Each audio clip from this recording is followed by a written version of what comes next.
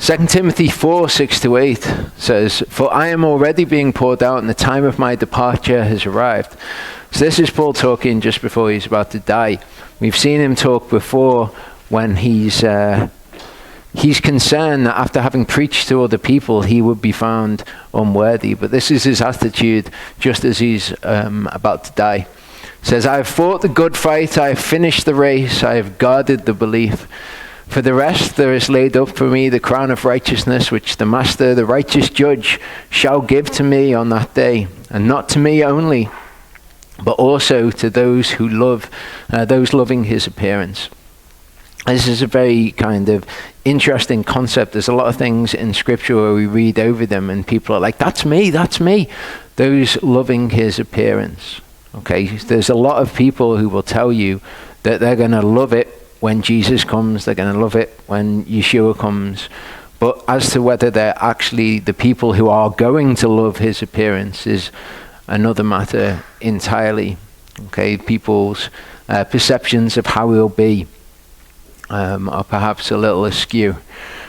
2 Corinthians 5:9-12 says, "For we also make it our aim to be well-pleasing to him, whether being at home or being away from home. For we all have to appear before the judgment seat of Messiah in order for each one to receive according to what he has done in the body." And this is what he was talking about when he said, look, everyone's going to have to appear before Yehova. If they're wrong, leave it up to him. Okay, just don't cause them to do anything that they think is wrong, because by doing that thing that they think is wrong, they will have defiled their consciences.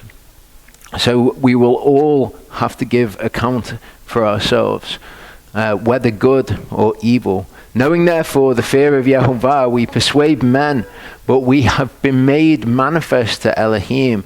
And I also trust in your consciences to have been manifested. For we do not again commend ourselves to you, but give you an occasion to boast on our behalf, in order that you have an answer for those who take pride in appearance and not in heart." Okay, so this is going to be something that's very important when Yehovah judges. Obviously, he doesn't judge us on how we appear. We can make ourselves appear great and nobody knows about our sin. We've got the secret sin. But before Yehovah, he's going to judge us according to righteous judgment. Matthew 16:24-27 says, "Then Yeshua said to his disciples, 'If anyone wishes to come after me, let him deny himself and take up his cross and follow me. For whoever wishes to save his soul shall lose it, and whoever loses his soul for my sake shall find it.'" And this is interesting. He's talking here about the first death and the second death.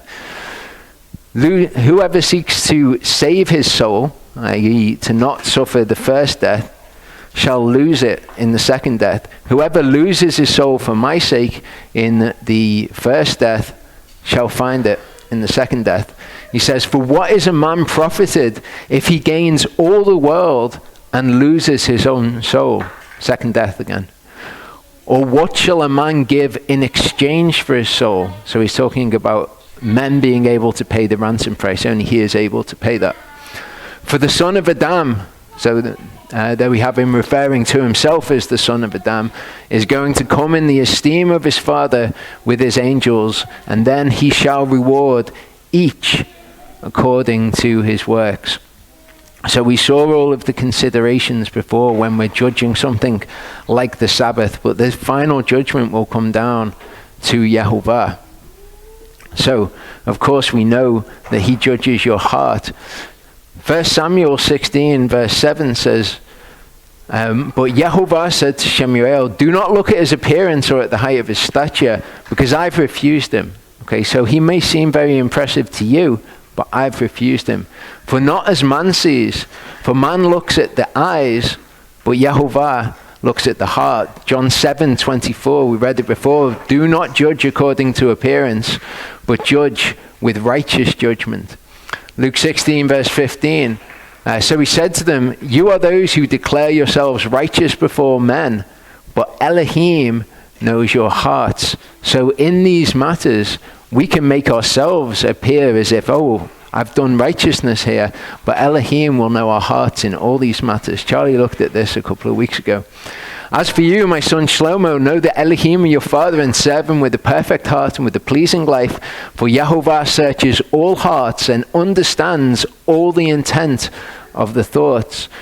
We were talking about this last week, Jeff, after the teaching, talking about how he's going to understand thoughts and intents, because we don't want to get confused and say, okay, so I'm going to go according to my conscience, and what my conscience is what I think is right in my mind. That's not your conscience, okay? We're going to look at the fact that you can deceive your heart. Your heart can be deceived. And when he judges our hearts, he's going to judge that we have allowed ourselves to be deceived in our hearts. He's going to understand the intent of the thought. He's going to understand where that thought came from. Did it come from a place where you've allowed yourself to be deceived about something? And largely that's going to be beyond our control. And that's something else that we're going to look at as well. Jeremiah 17, 5-10 says, Thus said Yehovah, cursed is the man who trusts in man and makes flesh his arm, and whose heart turns away from Yehovah. For he shall be like a shrub in the desert and not see when good comes, and shall inhabit the parched places in the wilderness, a salt land that is not inhabited. Blessed is the man who trusts in Yehovah and whose trust is Yehovah. For he shall be like a tree planted by the waters, which spreads out its roots by the river, and does not see when heat comes. And his leaf shall be green, and in the year of drought, he is not anxious, nor does he cease from yielding fruit. The heart is crooked above all, and desperately sick. Who shall know it? Now, like I said, we're going to go on to look at the fact that we can deceive our own hearts. But this is the state of our hearts. He says, I, Yehovah, search the heart. I try the kidneys and give every man according to his ways, according to the fruit of his deeds. So he's given us the toolkit through which to understand whether or not we're deceiving our hearts in the things that we believe. Proverbs 21, 2-3 says, all a man's ways are right in his own eyes, but Yehovah weighs the hearts. Okay? Everybody's going to think that the justifications that they've come to in their head are right, but that doesn't mean that's what your conscience says. Okay? You can believe something and yet still be deceived about it. To do righteousness and justice is more acceptable to Yehovah than a sacrifice. We've looked at this concept before. If you bring in a sacrifice and it's to cover your sin, great, you brought a sacrifice to Yehovah. But righteousness and justice is more acceptable to him than a sacrifice. 1 John 3, 16-21 says, by this we have known love, because he laid down his life for us, and we ought to lay down our lives for the brothers. But whoever has this world's goods and sees his brother in need shuts up his tender affections from him. How does the love of Elohim stay in him? My little children, let us not love in word or in tongue, but in deed and in truth. And by this we know that we are of the truth, and shall set our hearts at rest before him. Okay, so we can convince everyone around us that what we're doing is righteous. We can speak the right words, but it needs to be in accordance with the truth. By this we know that we are of the truth, and shall set our hearts at rest before him. That if our heart condemns us, Elohim is greater than our heart and knows all. Beloved ones, if our heart does not condemn us, we have boldness towards Elohim. And this is quite a nuanced issue in and of itself. So you can deceive yourself. James 1, 19-27 says, so then, my beloved brothers, let every man be swift to hear, slow to speak, slow to wrath. For the wrath of man does not work the righteousness of Elohim. Therefore, put away all filthiness and overflow of evil, and receive with meekness the implanted word, which is able to save your souls. Become doers of the word, and not hearers only, deceiving yourselves. Okay, so this is an example of people who deceive themselves. People will think, I go to church, I do whatever they think in their head makes them righteous before Elohim. But it's doing the word which makes you righteous. Because if anyone is a hearer of the word and not a doer, he's like a man who looks at his natural face in a mirror. For he looks at himself and goes away and immediately forgets what he was like. But he that looked into the perfect Torah, that of freedom, and continues in it, not becoming a hearer that forgets, but a doer of the work, this one shall be blessed in his doer of the Torah. If anyone among you thinks he is religious and does not bridle his tongue, but deceives his own heart, again, this one's religion is worthless. And lots of people do this as well. They take part of the word, but they don't apply the rest of the word, and they deceive themselves in the fact that they're keeping some of the word, that they are okay with Yahweh. Clean and undefiled religion before the Elohim and Father is this: to visit orphans and widows in their affliction, and to keep oneself unstained from the world. Often people will be able to do this very well, keep oneself unstained from the world, but they kind of, when they read the word, visit orphans and widows in their affliction, they behold their true face in a mirror, and then what they do is they deceive themselves and they walk away from it, and they're like, oh, maybe another time, good idea, not right now. Deuteronomy 11 verse 16, this is from this Torah portion. It says, guard yourselves lest your heart be deceived. Okay. Job 31, 23 to 29 says, for I am in dread of destruction from Ale, and from his excellence I could not escape. If I have put my trust in gold, or called fine gold my refuge, if I have rejoiced because my wealth was great, and because my hand had gained much, if I had looked at the sun when it shines, or the moon moving in brightness, so that my heart has been secretly enticed, and my mouth has kissed my hand, that too is a punishable crookedness. But I would have denied Ale by doing this. In his heart being secretly enticed, he would have denied Ale above. If I have rejoiced when he who hated me was ruined, or lifted up myself when evil was found, when evil found him, rather. So it's interesting to me, just on a side note, that Job appreciates these things about the Lord. This is before the book of Proverbs was ever written or ever conceived of, before Solomon was about, and yet all of these things, he recognizes that if he was to do this, and his heart was to be enticed to do this, he would have denied Ale. In James 1, it tells us how the heart is deceived, how the heart is secretly enticed. Blessed is the man who does endure trial, for when he has been proved. And the word of Elohim is a discerner of the thoughts and intents of the heart. And often we can think, okay, if I just keep myself unstained from the world, then I'm doing the word of Elohim, and that's how I'm going to be judged. But there's a lot more to it. We're going to see some of the ways that the word can judge what's actually going on in your heart, while you can still be in what you would call strict obedience to it. He shall receive the crown of life, which the Master has promised to those who love him. Let no one say when he's enticed or tempted, I am enticed by Elohim. For Elohim is not enticed by evil matters, and he entices no one.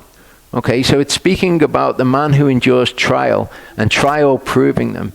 The trials or the tests come from the tester, come from Hasatan, and they will prove us before Yahweh.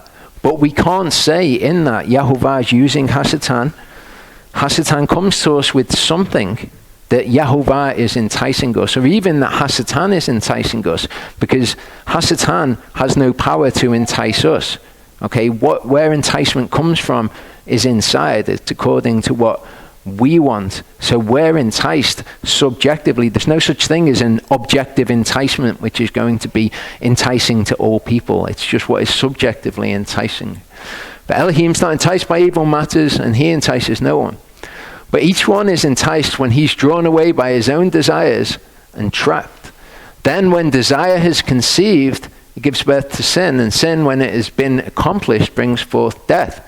So if you don't stop it at this point, our own desires and trapped, you take every thought captive to obedience to Messiah. If you don't stop it there and you allow it to go further, conceives, gives birth to sin, and sin ultimately will bring about death. Do not go astray, my beloved brothers. Isaiah 44:18-20 says, they do not know nor understand, for he has smeared their eyes from seeing and their hearts from understanding. Speaking of Yehova, we know that it's actually Hasatan who blinds the minds of the unbelieving. But again, Yehova uses Hasatan for this purpose. And no one recalls it to his heart, nor is there knowledge nor understanding to say, I've burned half of it in the fire. I have also baked bread on its coals. I have roasted meat and eaten it, and shall I make the rest of it an abomination? Should I fall down before a log of wood? So he's saying, look, they've got everything right there. It's so obvious what they're doing, and they can't see it. Okay, they take this piece of wood, and they use half of it to bake bread on it. But then they can't make that connection. Should I make the rest of it into an idol? Does this idol have any power? Look what I've just done with the rest of this. But they can't see. Feeding on ashes, a deceived heart turns him aside. So his heart's deceived. That's what's done this. He does not deliver his soul, nor says, is there not a lie in my right hand? Even though it's hugely obvious, we think sometimes, how can people not get these hugely obvious things that are in the word? But their hearts are deceived. How is their heart deceived? When they went astray after Hasatan's enticement. Proverbs 14 verse 12 says, there is a way which seems right to a man, but its end is the way of death. And this is a problem for us. But the situation that we're actually in is, if our hearts are such to be deceived, we will be deceived, because Elohim doesn't want us to not be deceived. Proverbs 14 verse 14, I love this verse. It says, the backslider in heart is satisfied with his own ways, but a good man is satisfied from his. They're both going to be satisfied. They're both going to think that they're right. And this is kind of what Paul was talking about. The word will judge your heart, even if you think you've done what it says. This is an interesting one. Deuteronomy 15 verse 2, this is the word of release. Every creditor is to release what he's loaned to his neighbor. He does not require it of his neighbor or his brother, because it is called the release of Yehova. So you release the debt to your neighbor or to your brother. Okay, and you can say, well, I have released the debt to my neighbor and to my brother. But the word will still judge your heart in this. Luke 10:25-37 says, and seer, one learned in the Torah stood up, trying him, saying, teacher, what shall I do to inherit everlasting life? And he said to him, what has been written in the Torah? How do you read it? And he answering said, you shall love Yehova, your Elohim, with all your heart, with all your soul, and with all your strength, and with all your mind, and your neighbor as yourself. And he said to him, you've answered rightly, do this, and you shall live. But he, wishing to declare himself righteous, said to Yeshua, and who is my neighbor? Okay, love your neighbor, that sounds great, but who is my neighbor? If I could only know this, then I could go about doing this. Replying, Yeshua said, a certain man was going down from Jerusalem to Jericho and fell among robbers, who both stripping and beating him went away, leaving him half dead. And by a coincidence, a certain priest was going down that way, and when he saw him, he passed by on the other side. Likewise, a Levite also, when he came to the place and seeing, passed by on the other side. So these people that this man would have thought of as his neighbor, they passed him by. But a certain Shomeronite, a Samaritan, one considered to be an enemy by Judah, of the northern kingdom, journeying, came upon him. And when he saw him, he had compassion on him. And he went to him and bandaged his wounds, pouring on oil and wine. And having placed him on his own beast, he brought him to an inn and looked after him. And going out the next day, he took out 2 pieces of silver, gave them to the innkeeper, and said to him, look after him, and whatever more you spend, I shall repay you when I return. Who then of these 3 do you think was neighbor to him, who fell among robbers? And he said, he who showed compassion on him. And Yeshua said, you go and do likewise. You want to know how to love your neighbor? Go and do likewise. Go and show compassion. But that guy could have well thought, well, these 2 people are my neighbor, or whoever I define as my neighbor, they're my neighbor. But that would expose what was within his heart. When it came to the Shomeronite, the Sumerian, he wouldn't have wanted to treat him as neighbor. And in that very thing, it would have shown his heart before Yehovah, although you could say that he had technically followed what the word said to do as he understood it, according to his conscience. Exodus 20 verse 17, you do not covet your neighbor's house, covet your neighbor's wife, nor his male servant, nor his female servant, his ox, his donkey, whatever belongs to your neighbor. No one confuses this verse, do they? And says, well, who is my neighbor? Well, these people are your neighbor, but everyone else outside of this, you can go out and covet their stuff. But again, this will expose what's within our hearts. Deuteronomy 15, 1-3, for its full context, says, at the end of 7 years, you make a release of debts. And this is the word of the release. Every creditor that has released what he has loaned to his neighbor, he does not require it of his neighbor or his brother, because it is called the release of Yehovah. Of a foreigner, you could require it. You could. Okay, that's permitted according to the word. But even in this, your heart will be judged. Matthew 7 verse 12, Yeshua says, whatever you wish men to do to you, do also to them. Okay, so you could require it of a foreigner. Are you going to require it of a foreigner? Well, the word will judge you. You think, well, I've done what the word says. Well, maybe there's something beyond that. Maybe there's a deeper understanding of the word, some things that are more important, again, in the word. Luke 6, 30-36 says, and give to everyone who asks of you, and from him who takes away what is yours, do not ask it back. And as you wish men should do to you, you also do to them in the same way. And if you love those loving you, what favor have you? For sinners too love those loving them. And if you do good to those doing good to you, what favor have you? For even sinners do the same. If you lend to those from whom you expect to receive back, what favor have you? For even sinners lend to sinners to receive as much back. So the word will permit this to be done. But Yehovah has given us a whole load of other things, like the things we looked at in the first part, by which we can judge the correctness of our actions. And it's not going to just be this straight line. Okay, the word is nuanced, and it's nuanced, in my opinion, in order for it to be able to judge the thoughts and intents of our heart. Yeshua is saying, look, lend to all those people without expecting to receive back. Of a foreigner, you could require it. Yeshua is not going against that scripture. He's just fully preaching the rest of scripture. Rather, love your enemies and do good than lend expecting none in return. Your reward shall be great, and you shall be sons of the Most High, because he's kind to the thankless and wicked ones. Okay, let's not even talk about foreigners. Let's talk about the evil. He's kind to even them. You want to be his sons? Be like him. You can see how he is. Therefore, be compassionate as your Father also is compassionate. Hebrews 4, 12-13.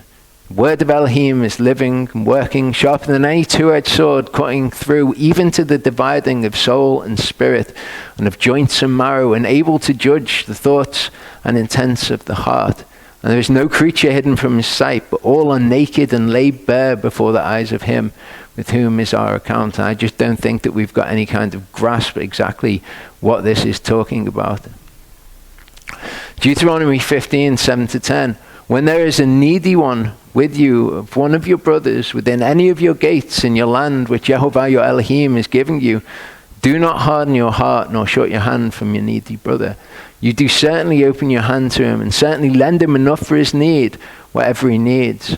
Be on guard lest there be a word in your heart of worthlessness, saying the 7th year, the year of release is near, and your eye is evil against your needy brother, and you give him naught. And as he has cried out concerning you to Yehovah, and it has been a sin in you, you do certainly give to him. Your heart should not be grieved when you give to him, because for this reason Yehovah your Elohim does bless you in all your works, and in all which you put your hand to, which you put your hand. So in this, the word will judge you. The word tells you, okay, every 7th year, I want you to forgive all debts. And we think, okay, well, that's just a command. We can understand it very mechanistically, very black and white, what this command means. But it will judge our heart. Okay? Because when we respond to situations and we think about things and we think about situations as the word pertains to them, then the word itself will judge our hearts. And it's saying, don't let your hearts be grieved. Because if you are grieved in your heart, the word then will have judged your heart. This is the word. This is what Yehova would have done. How do you respond to that? 2 Corinthians 9 verse 7. Let each one give as he purposes in his heart, not of grief or of necessity. And I've seen people post this verse and be like, when it comes to tithing, it's fine. I don't have to do it. Don't let anyone do it of grief or of necessity. It's like, is that the only reason that you'd be doing it? Of grief or of necessity? You think that that's some kind of get-out clause for doing it? That's just bizarre. For Elohim loves a joyous giver. That's going to judge their hearts. It tells them what Elohim wants. So he loves a joyous giver. But they focus on, oh no, we would have to give it of grief or of necessity in order to give it. It's like, well, you've missed the point. Again, the word will judge their hearts in that. Deuteronomy 14 verse 21. Do not eat whatever dies of itself. Give it to the ger who is within your gates to eat it or sell it to a foreigner. Okay? Whatever dies of itself. Give it to the ger. But Leviticus 19:34 says, let the ger who dwells among you be to you as the native among you, and you shall love him as yourself. Oh, okay. So there's some kind of wider context. There's something bigger that Yehova wants us to do. Treat these people as yourself. Are you just going to take this thing that's died of itself and say, well, I'm going to go and sell it to this person? It will judge your heart in that moment. You're to treat them to love them as yourself. Exodus 22:31 says, and you are set apart men to me, and you do not eat any meat which is torn to pieces in the field. You throw it to the dogs. And I've seen people before say, yes, this is talking about the Gentiles. It's saying you can give it to the Gentiles. You can give it to a foreigner. They're the dogs. Like, wow, that's incredible that you would see it in that way. Ephesians 2:17-19, and having come, he brought us good news, peace to you who are far off, and peace to those near. Because through him we both have access to the Father by one Spirit. So then you're no longer strangers and foreigners, but fellow citizens. This is how Yehova is with us.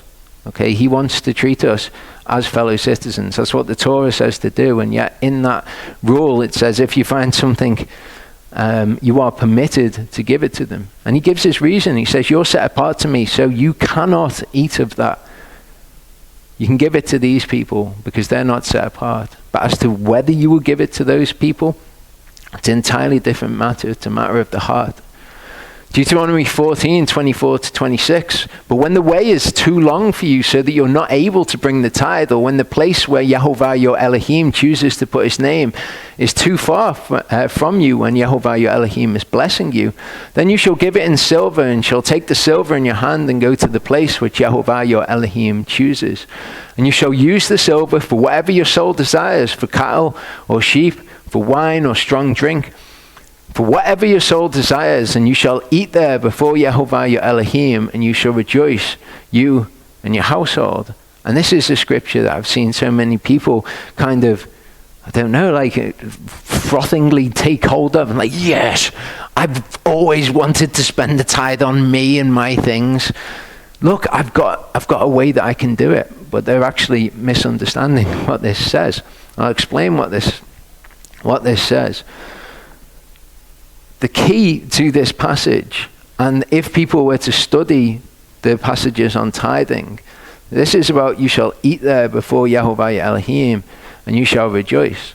So people think, I can spend it on anything to do with the feast, anything at all. That's not what it says though, is it? When we're going to say, well, I'm going to take of the tithe and I'm going to spend it on myself, we need to have gone to the scriptures to study exactly what it is saying. Okay? What would normally happen, the normal command, it says, but seek the place which Yehova your Elohim chooses out of all your tribes, to put his name there for his dwelling place, and there you shall enter. So this is when they go up to the temple. And there you shall take your burnt offerings and your tithes, the contributions of your hand, your vowed offerings, your voluntary offerings, and the firstlings of your herd and of your flock. Okay, so they would go up and they would offer all these things. There you shall eat before Yahweh your Elohim, and shall rejoice in all that you put your hand to, the blessings, the fruit of your works.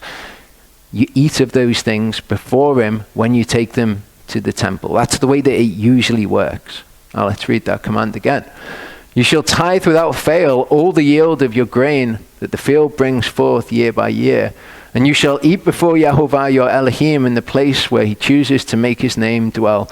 The tithe of your grain and your new wine, your oil, firstlings of your herds, your sheep, so that you learn to fear Yahweh your Elohim always. So all these things that you're taking up, okay, your grain, new wine, oil, the first fruits that you've got. And when you take it up and you offer it, you eat of it too. We know this from the instructions in the Torah. But when the way is too long for you, so that you're not able to bring the tithe, or when the place where Yahweh your Elohim chooses to put his name is too far for you, when Yahweh your Elohim is blessing you, again it's about what the fruit of your works is, then you shall give it in silver, and take the silver in your hand and go to the place which Yahweh your Elohim chooses. Okay, so you would take all of this stuff and you would sell it into silver, and you take the silver up to give that instead. But obviously when you go to give the silver, you can't take of the silver and eat the silver. It's not going to work, is it?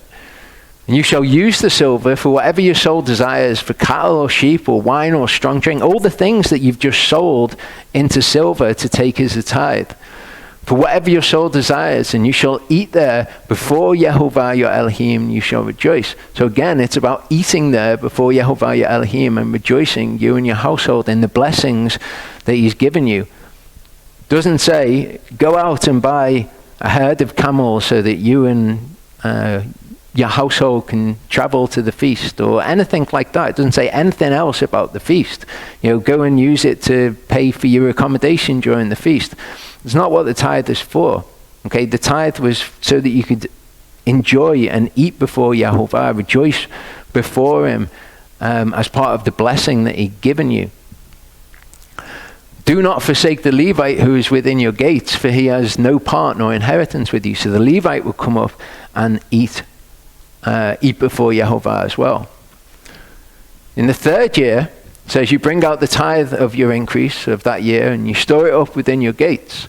And the Levite, because he's no portion nor inheritance with you, and the sojourner and the fatherless and the widow who are within your gates, shall come and eat and be satisfied, so that Yahweh your Elohim does bless you in all the work of your hand which you do. So people refer to this as the poor tithe, don't they? They say, well, it's okay to give some of your tithe to the poor. Is it? The sojourner, the fatherless, and the widow doesn't mention the poor. Okay, this isn't a tithe for poor people. How we deal with the poor is completely separate from that. We've got a load of Torah on how we're to treat the poor and that we're to give to the poor. But what people like to do, and again the word will judge their hearts in this, is they like to say, I gave to a poor person, so I'm going to call that my tithe. I'm going to mash the two things together. Okay, or I like to spend the tithe of the things that I want to spend it on, so I will spend it on these things instead. Well, of course, the word will judge people's hearts.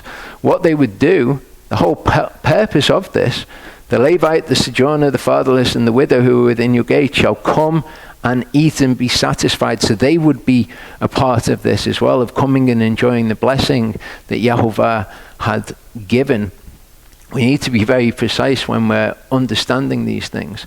I mention this stuff in particular detail because there's somebody, I think Gary knows them, called Kaisha Kishka, I think their name is, if I pronounce that correctly.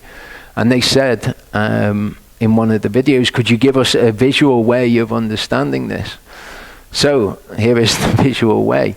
You've got your total increase. This is everything that Yahweh has increased you by, everything that he's blessed you by. Okay? Of that total increase, you take a tenth. That's what the word tithe actually means in Hebrew. It means tenth, 10%. Normal year for an inhabitant of Jerusalem, let's say an inhabitant of Jerusalem, someone for whom it's not too far to travel. Take the tithe to the temple during the feast to give for the Levites. Eat of the things offered as part of offering them and rejoice before Yahweh. Okay, that's your normal person for whom it's not too far. Normal year when you live far from Jerusalem, you sell the things Yahweh has increased one with so you can travel more easily. Give the tithe in silver, but buy back things to eat so as to rejoice before Yahweh using some of it. Okay. In the third year, store up the tithe within your gates. Use the tithe to allow the Levite, the widow, the fatherless, and the stranger to come and eat before Yahweh. Each year you would use it to allow the Levite to come up and eat before Yahweh and be a part of that. But in the third year, the stranger, the fatherless, and the widow, not the poor. So just so that people can understand it visually, or so Kaja can understand it visually. An important thing to reckon, and we've kind of touched on it when in the other verses, is doing obedience to be seen by other people. Matthew 6, 1-6 says, "Beware of doing your kind deeds before men in order to be seen by them. Otherwise, you have no reward from your Father in heaven." So we get a glimpse into the mechanic of how he's going to judge us and how he's going to reward us here. "Thus, when you do a kind deed, do not sound the trumpet before you, as the hypocrites do in the congregations and in the streets, to be praised by men. Truly, I say to you, they have their reward." Because he judges their heart, he knows exactly what's in their heart. They're doing it to be seen by men. They get praise from men. That's their reward. How would they expect it to be any other way? "But when you do a kind deed, do not let your left hand know what your right hand is doing, so that your kind deed shall be in secret, and your Father who sees in secret shall himself reward you openly." If you're doing it for men, you get your reward from men. If you're doing it for Elohim, you get your reward from Elohim. Some people would think, though, I'm doing what the word says to do, therefore my reward should be from Elohim. But your actual motivation in doing it plays a part. "When you pray, you shall not be like the hypocrites, for they love to pray standing in the congregations on the corners of the streets to be seen by men. Truly, I say to you, they have their reward." So what's the issue with this? They're doing it to be seen by men. You can pray wherever you want to pray, but if you're doing it to be seen by men, that's a problem.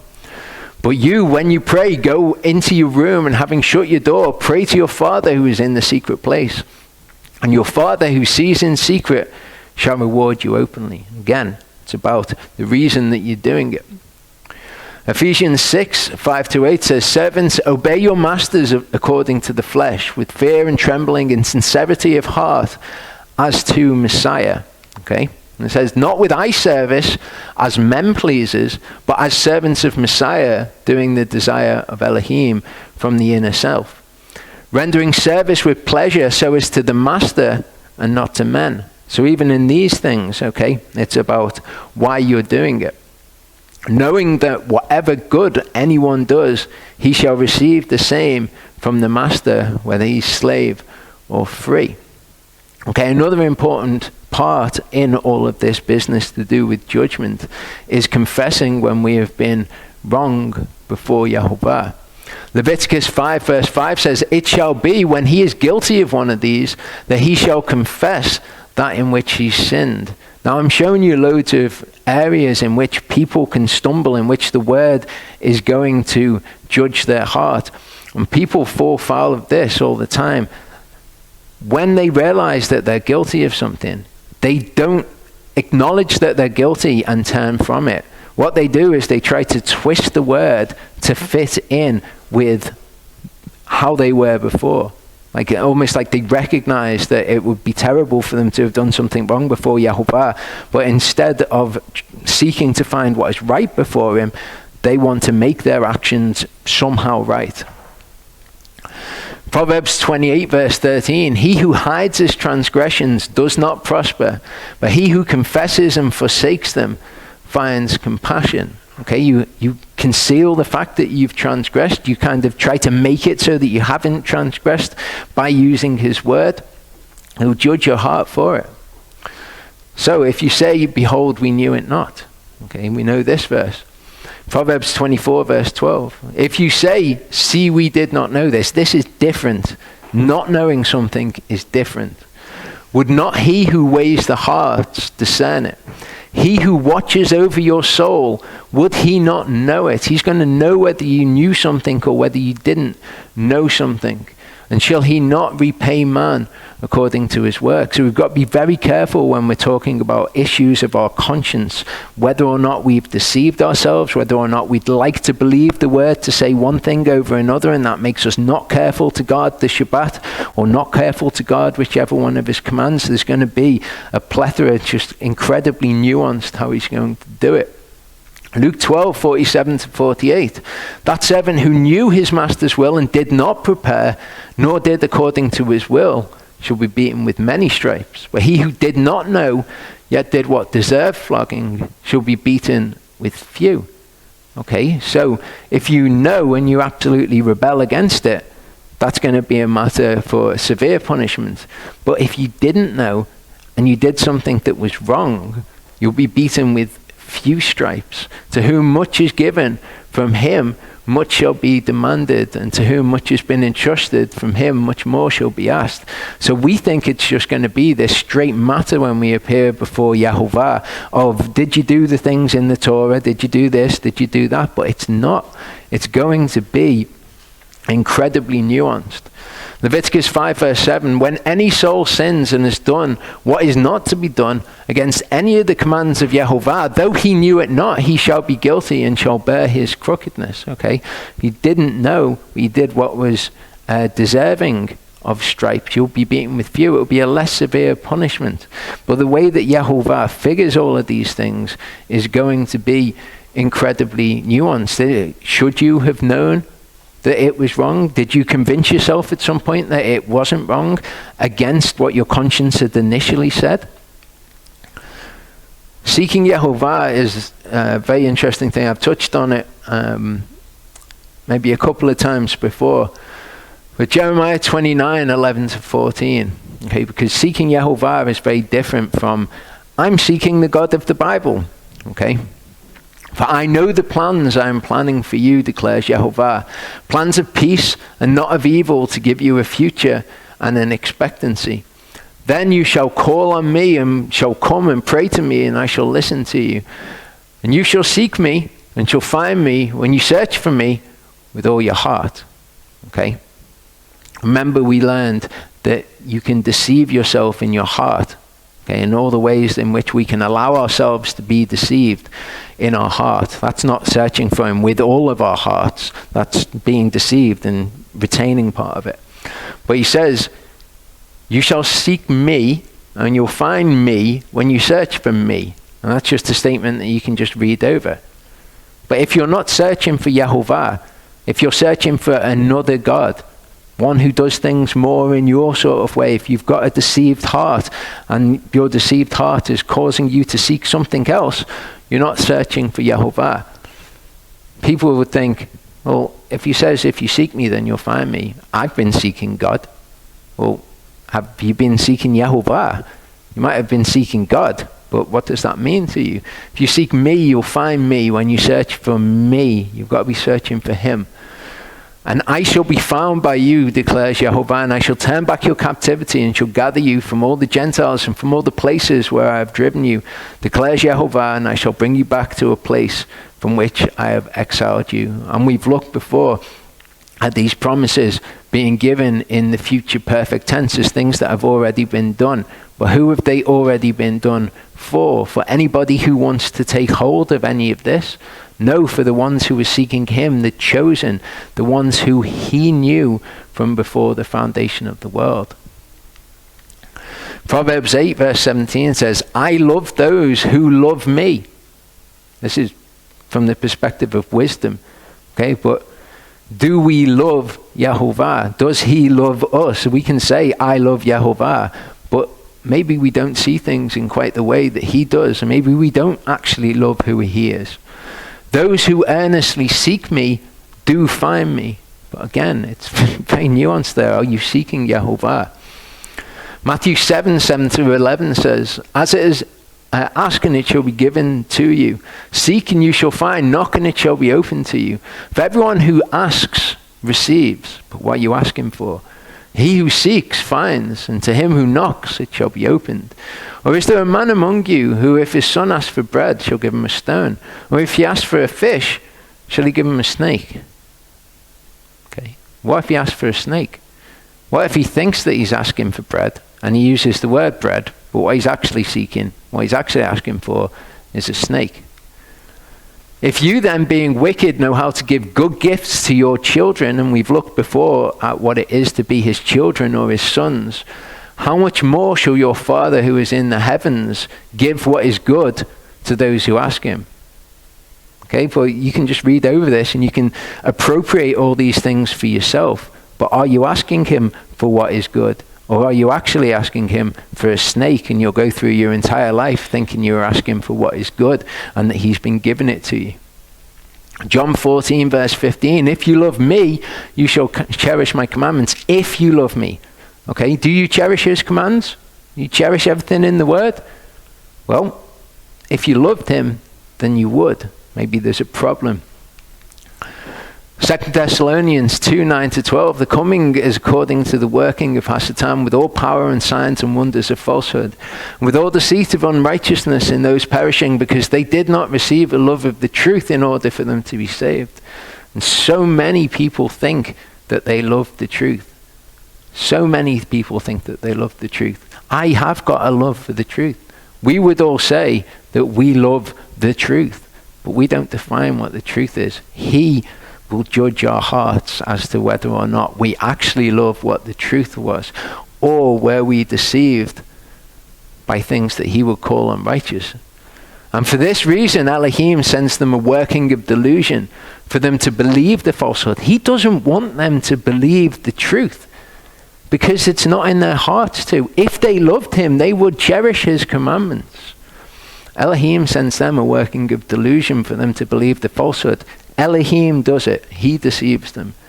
In order that all should be judged who did not believe the truth, but have delighted in the unrighteousness. Okay, if you've delighted in the unrighteousness, then he will allow you to be deceived. We deceive ourselves in our hearts, and he will allow us to be deceived by this love for what is unrighteous, the love for the lie. John 8, 44-45. You are of your father the devil, the desires of your father you wish to do. He was a murderer from the beginning and has not stood in the truth, because there is no truth in him. When he speaks the lie, he speaks of his own, for he is a liar and the father of it. And because I speak the truth to you, you do not believe me. Because I speak the truth to me. If you love me, you will keep my commandments. Okay, so when I speak the truth to you, you will recognize it as the truth and you'll do it. But so many people, and I don't think that we can just automatically discount ourselves from this, think that they believe the truth. They're absolutely convinced, I believe the truth, I believe the truth. But do they? It's not us that is going to decide. John 12, 44-48 says, Then Yeshua cried out and said, He who believes in me believes not in me, but in him who sent me. He who sees me sees him who sent me. I have come as a light into the world, so that no one who believes in me should stay in darkness. And if anyone hears my words but does not watch over them, I do not judge him, for I did not come to judge the world, but to save the world. He who rejects me and does not receive my words has one who judges him. The word that I have spoken shall judge him in the last day. This is very much how Yeshua was. He spoke the truth. Do you love the truth? Do you hear it? Are you going to believe the truth when you hear it? If not, I'd say he just kind of moved on. He said, look, I haven't come to judge the world. I've come to speak the truth so that it will save the ones that it was meant to save. The word is going to judge those in the last day. So I want to look at idolaters. People who love the idea of being set free from the law. That's an idolater. That's somebody who loves another god. Somebody who worships another god. So when this truth is spoken to them, when the word is spoken to them, they hear all sorts of things in the word that pop out to them, like things that Paul says. They pop out to them and they think, oh, we've been set free from the law. They're an idolater. People who love the idea that Paul's writings describe our transcendence above the Torah, they don't love the truth. People who love the idea that now we're members of Messiah's priesthood, we no longer have to observe the law, parts of the law. They say that these parts of the law were given as a punishment. They're an idolater. They don't love the truth. When Yehova spoke the truth, they read it and they heard something else. People who love the idea of being Hebrews. I've encountered people like this. They love the idea of this kind of cultural identity more than they want to be changed by the word and to do the word and to understand who Yehova is. People who love the idea of the wicked being punished. And there are people out there, and when it comes to the things in the word, they don't hear and understand what's in the word, and they don't want to be changed, but they love the idea that the wicked are going to be punished. When I looked at Enoch, the idea that it was this apocryphal work and it exists and was written by people who looked at the world around them, saw everyone was incredibly wicked, and they were writing about the destruction of the wicked. And there are people who are fascinated by those things. They're fascinated by the wicked in other people and that they're going to be judged and destroyed. And praise Yehova that Yeshua is going to return and destroy all of the wicked. People who love the idea of ruling and reigning over the Gentiles. And I've seen people like this speaking of the Gentiles one day will be our slaves and we will rule and reign over them. Again, they don't love Yehova. They're not seeking Yehova. They've not found Yehova. People who love the idea that they are righteous and will be declared so, more than the idea that they must be changed in accordance with Yehova's image. Okay? To us, we love the idea that we will be changed and one day we will be like him. They're not so bothered about that. They want Christ's righteousness or whatever else. They're just more concerned with the idea that they're going to make it into the kingdom and they're going to be saved from all of this, more than to be changed to actually be like him, to truly worship him. People who love the book of Enoch because it adds intrigue to the Bible. No problem with people just that like the book of Enoch. Okay, that's not the point. Point is that some people love the picture of Yehova that it paints. They read about Yehova in the book of Enoch and they're like, that's the God that I love. Or because it adds intrigue to the Bible. The Bible, the manna wasn't enough. Okay, we need more. We need more information about this. I would like to look into this. I like to look into that. They love that more than Yehova. They spend more time reading the book of Enoch than they read the scriptures, for example. They're idolaters. They prefer that. The point that I really want to make with this is that you'll never convince anyone of anything that's not already in their hearts. It's almost like, I don't know, like when I will speak certain things, I'll just think, why am I even speaking these things? Because the people that I'm speaking it to, I can see Jeff nodding, you know what it's like. Why am I speaking these things? Because the people that I'm speaking them to, they just don't really care. Either they get it already and they're going to do it, or they don't get it already and they're not going to do it. And what's the point in me saying this to them? Well, like Yehova said to Ezekiel when he sent him out, he said, I'm sending you to a hard-headed and rebellious people, and they're not going to understand the things that you're saying. But go and tell them anyway. Because if you don't tell them, then their blood's going to be on your hands. But this is really important for people to, when you're talking to people, realize that to go and speak the truth to them is important. Speaking the truth is important. You're not responsible for their reaction, though. And if they react in a way that they reject the truth, beyond that, what you've already done, there's nothing that you can do for them because they love something else. They hate Yehovah of the scriptures. Titus 3, 8-11. Trustworthy is the word, and in this regard I wish you to strongly affirm that those who have believed in Elohim should keep their minds on maintaining good works. This is good and profitable to men. Okay? This is actually something which is going to do something, like concentrate on yourself, do what is good. Keep away from foolish questions, genealogies, strife and quarrels about the Torah. They're unprofitable and useless. If you speak the truth to them and they don't understand from just that Torah and the prophets, like we were speaking about the other week, then they don't understand. It doesn't matter what happens. If somebody was to raise from the dead, it's not going to convince them because they've heard the truth and they've rejected it. Reject a man who believes false doctrine or a heretic after the first and second warning, knowing that such a one has been perverted and sins, being self-condemned. Pray for them, but you don't need to take it on board as a responsibility to change anyone's mind. Matthew 7 verse 6 says, "Do not give what is set apart to the dogs, nor throw your pearls before the pigs, lest they trample them under their feet and turn and tear you in pieces." Because people do get so kind of obsessed with doing these things that they go to people who hate the truth and they try and force it down their throats. And it never turns out well. Proverbs 9, 6-13.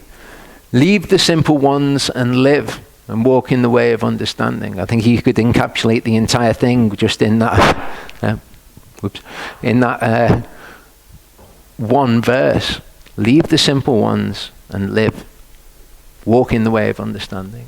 He who reproves a scoffer gets shame for himself. He who rebukes a wrong one gets himself a blemish. Do not reprove a scoffer, lest he hate you. Reprove a wise one, and he loves you. Give instruction to a wise one, and he is wiser still. Teach a righteous one, and he increases in learning. The fear of Yehova is the beginning of wisdom, and the knowledge of the set apart one is understanding. For by me your days become many, and years of your life are added to you. If you've become wise for yourself. And if you've scoffed, you alone bear it. It's you that's going to be judged. Do as Yeshua did. He came and he spoke the truth to people, and he was like, they were asking him all sorts of questions. How can you be the Messiah if this and if that? And he didn't get drawn into it. He just said, for a little while, you've got the light with you. Walk in the light. And then he left. He spoke the truth, and it either resonated with people and they knew it to be true, or it didn't.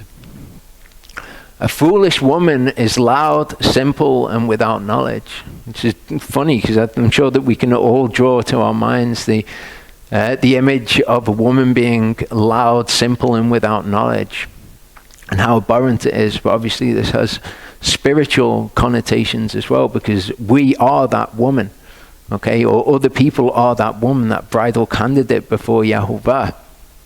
Okay, and you know how people are when you speak to them, when you speak the truth, and they're like, "That's not right. It's this, that, and the other." And this is the epitome of how they are.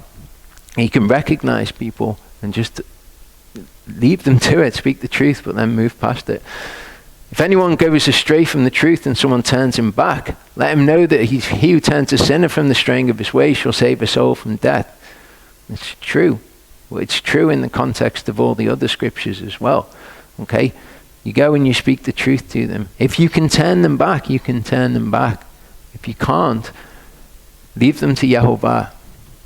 John 15, 9-23 says, "As the Father has loved me, I have also loved you. Stay in my love. If you guard my commands, you shall stay in my love, even as I have guarded my Father's commands and stay in his love. These words I have spoken to you so that my joy might be in you and that your joy might be complete. This is my command, that you love each other as I have loved you. No one has greater love than this, that one should lay down his life for his friends. You are my friends if you do whatsoever I command you. No longer do I call you servants, for a servant does not know what his master is doing. But I've called you friends, for all teachings which I have heard from my Father I have made known to you. You did not choose me, but I chose you and appointed you that you should go and bear fruit. He has chosen the ones who know him.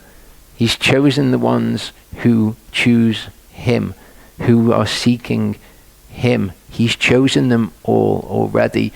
We can't make them choose him. They did not choose him. He chose them, and that's the way round that it works. If we're going after all of these people saying, "You've got to choose Yeshua, you've got to choose Yeshua," like, well, they can't choose him. He's chosen them based on their characteristics, based on who they are, based on if they love the truth. He's already chosen them. These words I command you so that you love one another. Very simple in the things that he said. Very simple, just kind of said things, dropped them and walked on. If the world hates you, you know that it hated me before it hated you. If you are of the world will love its own. But because you are not of the world, but I chose you out of the world, for that reason the world hates you. Remember the word that I said to you, a servant is not greater than his master. If they persecuted me, they shall persecute you too. If they've guarded my word, they would have guarded yours too. If they got it, then when you said it to them, they would have understood. If they guarded my word, when you spoke the truth to them, they would guard your word too, because they would be the same. But all this they shall do to you because of my name, because they do not know him who sent me. And this is the way of the world. Regrettably, you will never change anyone's opinion unless it's already in their hearts, and when you show them the truth, they want to walk in that. You will never change what anyone thinks. If I had not come and spoken to them, they would have no sin, but now they have no excuse for their sin, which is interesting when you consider why he wanted Ezekiel to go and speak to people. He who hates me hates my Father as well. He who hates you, if you're speaking the truth, hates our Father, hates Yeshua, hates the truth. 2 Peter 2 verse 9, Yehova knows how to rescue the reverent ones from trial and to keep the unrighteous unto the day of judgment to be punished. And we just keep wanting to get in the way and change it round and be like, no, these people must be saved. But it's not how Yehova sees things. It's not how he judges things. So to put it all together, Romans 2, it's actually all of Romans 2, I believe. Therefore, O man, you are without excuse, everyone who judges. For in which you judge another, you condemn yourself, since you who judge practice the same wrongs. If you say, this is wrong, then that's your judgment on it. If you then go on to do that, then you are condemning yourself. Okay? We know that the judgment of Elohim is according to truth against those who practice such wrongs. So you're holding these things in your head, just like the people who had made the coals out of the piece of wood, and they were like, maybe I'll make the rest of this into an idol. Okay, you're holding the two pieces of information that you need in your head. Doing that is wrong. Elohim judges those who do those things. And do you think, O man, that you who judge those practicing such wrongs and doing the same, that you shall escape the judgment of Elohim? Or do you despise the riches of his kindness and tolerance and patience, not knowing that the kindness of Elohim leads you to repentance? Okay, you've got those two pieces of information, but you somehow are behaving contrary to that. Again, it's believing the word. If you believe those two pieces of information and you actually believe them, you can't operate outside of that. Do you think that you shall escape the judgment of Elohim? That would be the only conclusion. But according to your hardness and your unrepentant heart, you're treasuring up for yourself wrath in the day of wrath and revelation of the righteous judgment of Elohim, who shall render to each one according to his works. Everlasting life to those who by persistence in good works seek for esteem and respect and incorruptibility, but wrath and displeasure to those who are self-seeking and do not obey the truth, but obey unrighteousness. Affliction and distress on every human being working what is evil, of the Jew first and also of the Greek.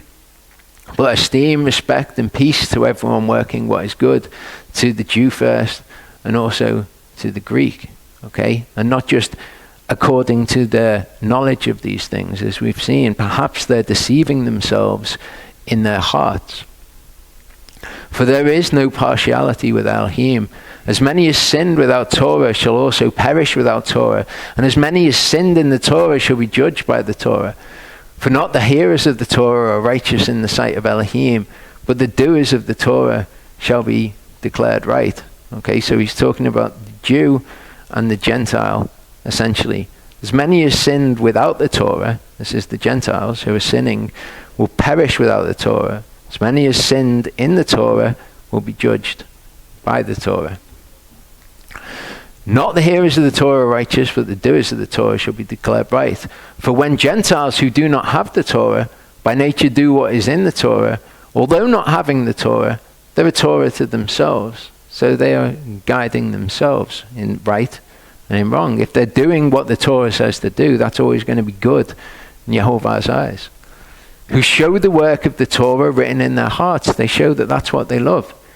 Their conscience also bearing witness, and between themselves their thoughts accusing or even excusing in the day when Elohim shall judge the secrets of men through Yeshua Messiah according to my good news. So we can see this level of knowledge that people have and how that's going to play out, and whether their consciences, them doing what is right, in the day when Elohim shall judge the secrets of men, will accuse them before him or excuse them according to where they're at in their consciences.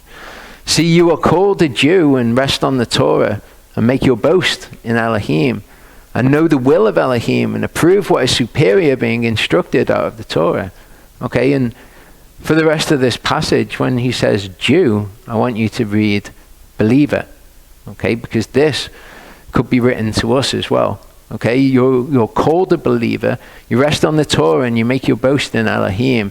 You know the will of Elohim and you approve what's superior. We all do the Torah, we all like the Torah, we're all Torah keepers, being instructed out of the Torah. And are trusting that you yourself are a guide to the blind, a light to those who are in darkness, an instructor of foolish ones, a teacher of babes, having the form of knowledge and of the truth in the Torah. You then who teach another, do you not teach yourself? You who proclaim that a man should not steal, do you steal? You who say do not commit adultery, do you commit adultery? You who abominate idols, do you rob temples? You who make your boast in the Torah, through the transgression of the Torah, do you disrespect Elohim? This is the majority of people. They recognize the Torah, they'll speak highly of the Torah, but when it comes to something that they are tested in, they go against it, and they're blind to see what that actually implies. For the name of Elohim is blasphemed among the Gentiles because of you, as it has been written. For circumcision indeed profits if you practice the Torah, but if you're a transgressor of the Torah, your circumcision has become uncircumcision. Say that of any command that you do. Going to the feast of Sukkot is profitable if you practice the Torah as a whole. But if you're a transgressor of the Torah in another regard, what does it matter if you go to the feast of Sukkot?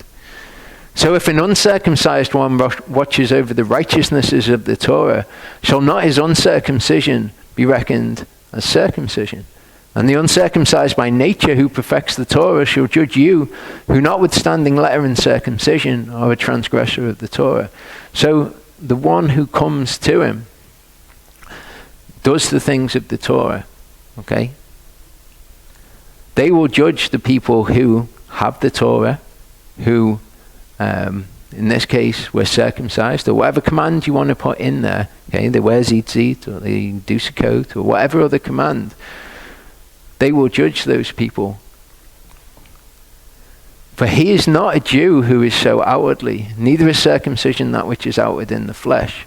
Okay, you're not a believer who's one outwardly. You know, you go around with your tzitzit on, or you do whatever. That's not a believer. Okay, a Jew or a believer is he who is so inwardly, and circumcision is that of the heart, in spirit, not literally, whose praise is not from men, but from Elohim. Again, doing your good works to be seen before men. Okay, and there are many, many people who will say that they are a Jew, but are not. Will say that they are a believer, but are not. They are Esau. They are Jacob's brother. Jacob are the ones who make it.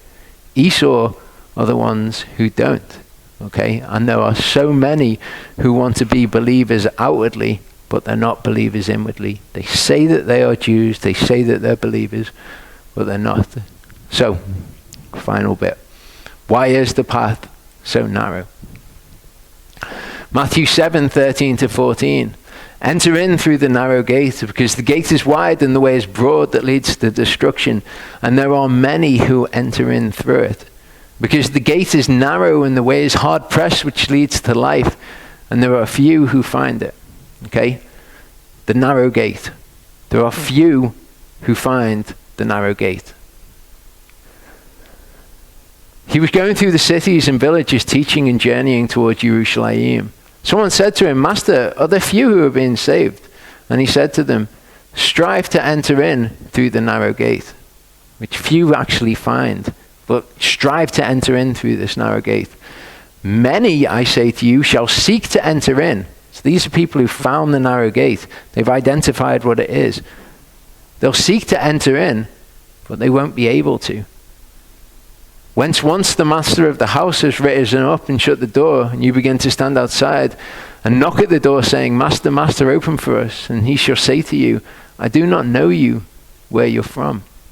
And then you shall begin to say, "We ate and drank in your presence, you taught in our streets. We know your teachings." Okay?